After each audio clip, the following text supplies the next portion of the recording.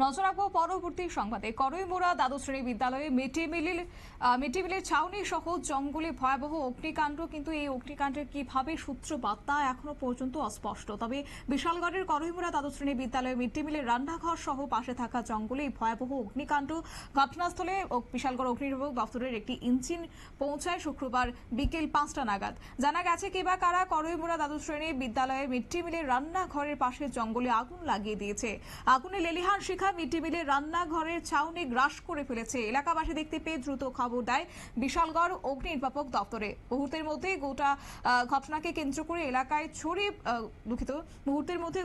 গোটা এলাকায় ছড়িয়ে পড়তে মানুষ দ্রুত জড়ো হতে থাকে এবং করইমুড়া দ্বাদশ শ্রেণী বিদ্যালয়ের সামনে, এবং তারপরে দ্রুত আগুন নিয়ন্ত্রণে আসায় অল্পেতে রক্ষা পেয়েছে স্কুলের অন্যান্য শ্রেণীকক্ষগুলো।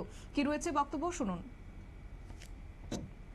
আমি স্কুলে না গেট আমি স্কুল বন্ধ হওয়ার লগে আমি স্কুলে বেলা বেলা স্কুলটা বন্ধ দিয়ে আইয়া এরপরে আমি আইয়া দেখে লিখা বাংলা আইয়া দিই স্কুলের আগুন, স্কুলের বাউন্ডারি বাড়িতে আগুন, রান্নাঘরে সব উঠে থাকে। স্কুলের বাউন্ডারির পাশে বাউন্ডারির বাইরেতে আগুন লাগিয়া এবার কাটা লাগাইছে প্রথম পারি না, এরপরে স্কুলের ভিতরে আগুন গেছে।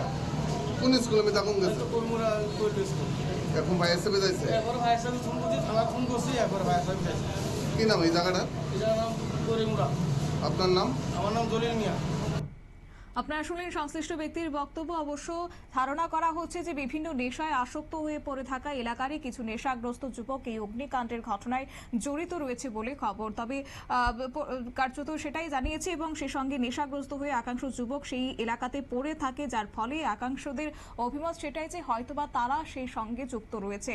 তবে গোটা বিষয়কে কেন্দ্র করে এলাকাতে একটা চাঞ্চল্য ছড়িয়েছিল, এবং পরবর্তীতে অগ্নি নির্বাপক দপ্তরের প্রচেষ্টায় আগুন নিয়ন্ত্রণে এসেছে। নিয়ে নিচ্ছে ছোট্ট একটি বিজ্ঞাপন বিরতি, সঙ্গে থাকুন।